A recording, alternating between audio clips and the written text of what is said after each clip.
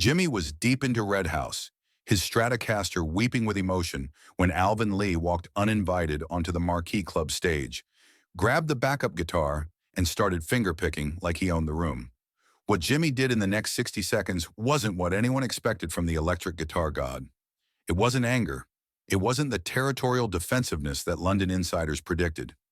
It was something that would make Alvin call him the most gracious performer I've ever shared a stage with for the rest of his life. The Marquee Club was electric that February night in 1968.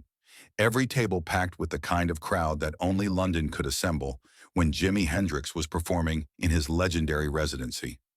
Record executives and British rock royalty filled the cramped space, anticipation thick as cigarette smoke. Beer had been flowing since 8 p.m. Jimmy was in the middle of his second set, completely commanding every soul in the room, riding the kind of wave that only happens when everything aligns perfectly. The kind of performance where every movement is poetry, every note hits exactly where it needs to, and the audience forgets they're watching a show because it feels like they're witnessing something sacred.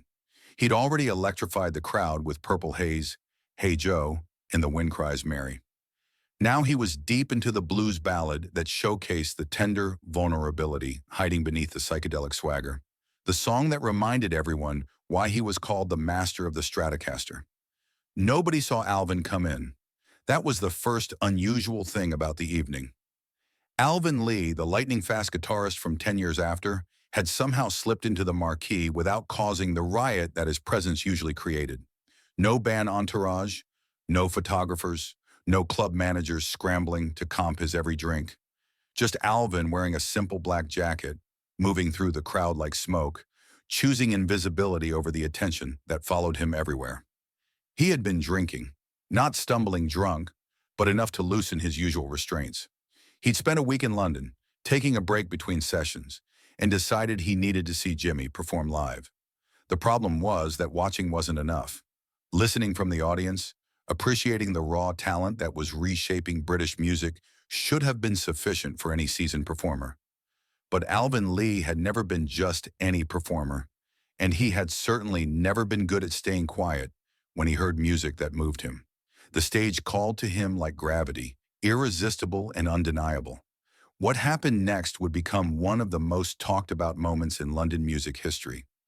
Not because of the ego clash everyone expected, but because of the extraordinary grace nobody could have predicted from the 25-year-old Jimmy.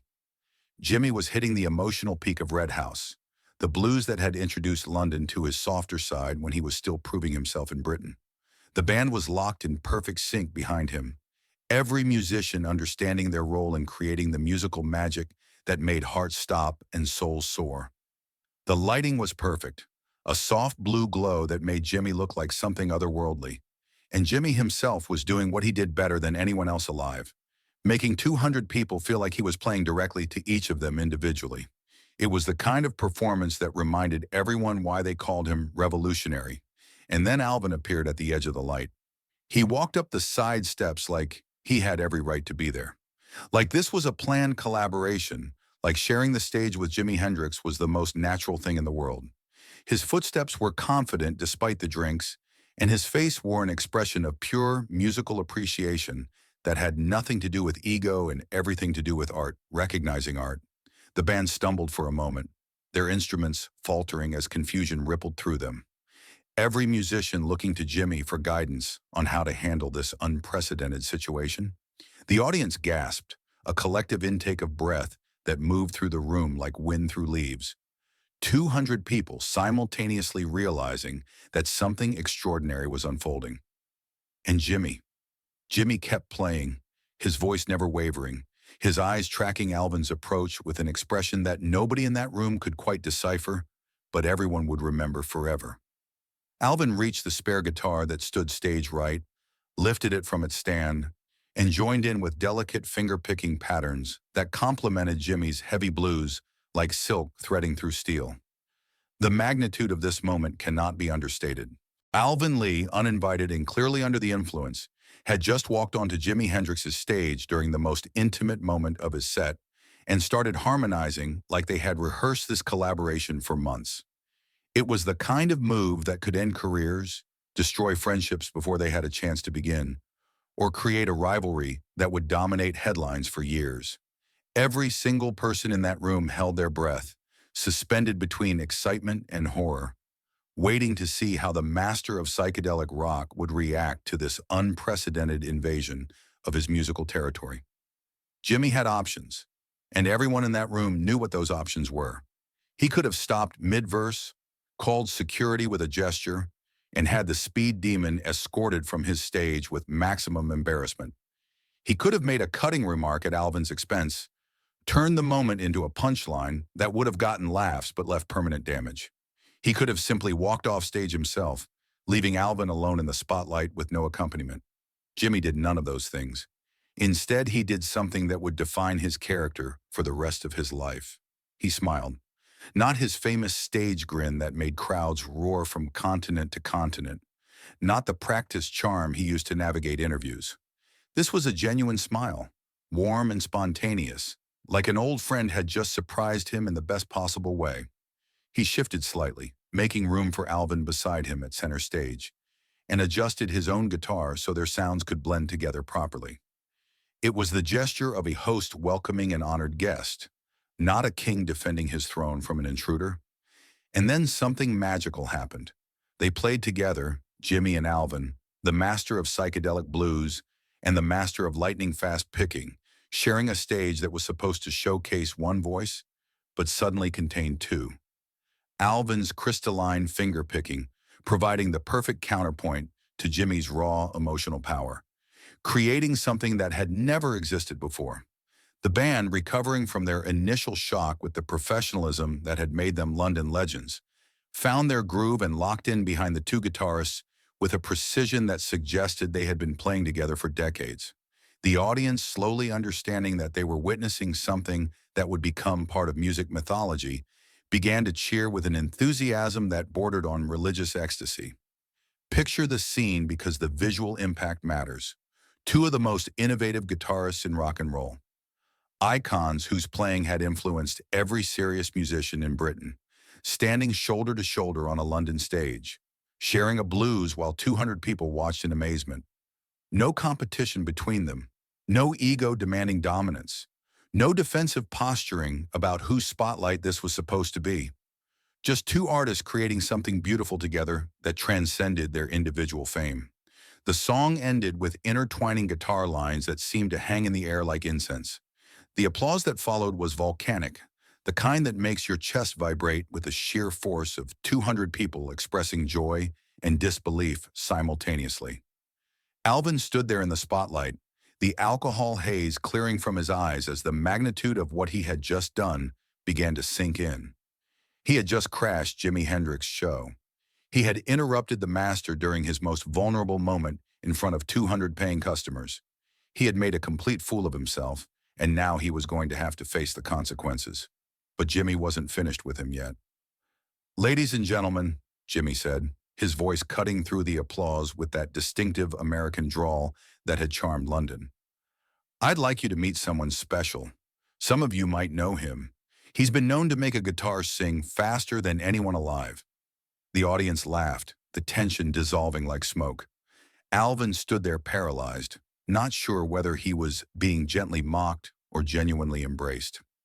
Jimi turned to him, still holding his Stratocaster, still wearing that authentic smile that had nothing to do with showmanship and everything to do with human decency. "What do you say, Alvin? You came all the way up here. Might as well stay for another song." The invitation was extraordinary. Jimi Hendrix, at his own show on his own stage, was inviting Alvin Lee to stay and continue performing. Not as damage control, but as a sincere invitation to share the spotlight. It was the kind of generosity that reveals true character hiding beneath the public persona. Alvin's face went through a transformation that the people in the front rows would describe in detail for the rest of their lives. First came shock, pure and unfiltered, as he processed what Jimi had just offered him. Then came relief, washing over his features like sunrise, as he realized he wasn't going to be humiliated in front of 200 strangers. And finally came something that looked suspiciously like tears gathering in his eyes as the full weight of Jimi's kindness settled into his heart. He nodded, not trusting his voice to respond without betraying the emotion that was threatening to overwhelm him. Jimi turned back to the band with the casual confidence of a performer who had just made someone's entire decade.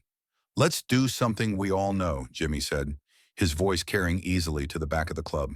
"Something that'll let Alvin here show these wonderful folks what real speed sounds like." What happened over the next hour would become the stuff of legend. Jimi and Alvin trading solos back and forth like old friends jamming in a garage, duetting on blues classics that showcased both their distinctive styles, improvising arrangements that had never been heard before and would never be heard again. Between numbers, they entertained the audience with gentle humor, playfully challenging each other's techniques with the warmth of brothers rather than the sharp competitiveness of rivals fighting for territory. The audience, gradually understanding that they were witnessing a once-in-a-lifetime event, sat in rapt attention throughout, afraid to even whisper in case they missed something that would become part of music history. At one point, during a brief pause while the band prepared for their next number, Alvin leaned over to Jimi and said something too low for anyone to hear. Jimi laughed in response, a genuine laugh, spontaneous and delighted, not the practiced chuckle of a performer working an audience. Whatever Alvin had said was clearly an apology, and Jimmy's easy laughter was clearly an acceptance that required no further discussion. "You know what your problem is?" Jimi said loud enough for the entire audience to hear, his voice carrying that particular warmth that made everyone feel like they were eavesdropping on friends. "You've got too much speed and not enough caution. Lucky for both of us, I've got enough stage to share." The audience erupted with laughter and applause. Alvin ducked his head in acknowledgement, accepting the gentle teasing with humility that surprised everyone who thought they knew the supremely confident speed demon from his public image. The show eventually had to end, as all shows must, even legendary ones that seemed to exist outside normal time. Jimi had commitments waiting, obligations that couldn't be postponed just because something magical was happening on his stage. But before the final number, before the house lights came up and reality reasserted itself, he did something that would cement his reputation as one of the most gracious performers in rock history. He gave Alvin the stage completely. "I've been up here long enough for one night," Jimi said, carefully placing his Stratocaster in its stand with deliberate ceremony. "These wonderful people came to see a show, and I think they've gotten considerably more than they bargained for. But before I head backstage, I want to give my friend here a chance to do what he does best." He turned to Alvin, extending his hand in a gesture that was part invitation, part blessing, part recognition of artistic equality. "It's all yours now, Alvin. Show them what you've got when you're not crashing other people's parties." Alvin took the stage alone, standing in the spotlight that Jimi had just vacated, looking out at 200 faces eagerly waiting to see what he would do with this unexpected gift. And for the next 15 magnificent minutes, he gave a performance that reminded everyone why he was called the fastest guitarist alive. But it was different from his usual performances, more intimate, more emotionally vulnerable than anything he had ever done in front of strangers. He played pieces that showcased not just his legendary speed, but the surprising depth of feeling hiding beneath his technical mastery. Songs that required nothing but a guitar and a soul willing to be seen. When it was finally over, when the final note had faded and the standing ovation had subsided, Alvin sought out Jimi in the narrow corridor behind the stage. "Jimi," he said, his voice barely above a whisper, hoarse from performing and raw from emotion. "I don't know how to properly thank you for what you did out there tonight. What I did, walking up on your stage uninvited like that, it was unprofessional. It was wrong." What Jimi said next would define his character more clearly than any interview could accomplish. "Alvin," Jimi replied, his voice carrying that gentle courtesy that his upbringing had taught him never to abandon. "Let me tell you something about what we do up there. We're all just trying to touch people's hearts. That's the real job. And tonight, those folks are going home with something they'll treasure forever." Jimi put his hand on Alvin's shoulder, meeting his eyes with an intensity that cut through all the showbiz artifice. "You didn't ruin my show tonight, man. You made it better. You made it something that'll be talked about long after both of us are gone." Alvin was quiet for a long moment, processing the words, letting them sink into a heart accustomed to the competitive jealousies that too often define the music industry. "They told me you were different," he finally said, his voice thick with emotion he made no attempt to hide. "Other guitarists said Jimi Hendrix was the genuine article, that you weren't like the others. All ego and insecurity and backstabbing. I wasn't sure if I believed them." He paused, swallowing against the tightness in his throat. "I believe them now." The friendship that began that night would last for the rest of Jimmy's life, though it was never the kind of friendship that got photographed at events or written about in music papers. It was something quieter, more private, more genuine. Phone calls when their schedules aligned. Backstage visits when they happened to be working in the same city. A mutual respect that deepened over time into something that neither ever tried to define with words. The Marquee Club has been renovated so many times that its original intimacy became just a memory. The 200 people who witnessed that legendary collaboration have scattered across the world, each carrying their own version of the story. But the core truth has never changed in any telling. Jimi Hendrix's grace under pressure, his refusal to embarrass a fellow performer who had given him every justification to do so, his instinctive decision to share rather than protect his territory. When Jimmy died in September 1970, Alvin was devastated. Among the tributes and remembrances that poured in from around the world, his was perhaps the most personal. "Jimmy taught me something that night at the Marquee," he wrote in a letter that was never published. "He taught me that the stage is big enough for all of us to shine. That real mastery isn't about protecting your territory. It's about expanding it to include everyone who loves the music as much as you do." This is the story of Jimi Hendrix and the night Alvin Lee crashed his show. This is what happens when grace meets unexpected intrusion, when generosity defeats territorial instinct, when the right response to disruption is not anger, but an open invitation to create something beautiful together. Two masters, one stage, one decision to collaborate instead of compete that reminded everyone watching what true class looks like under pressure.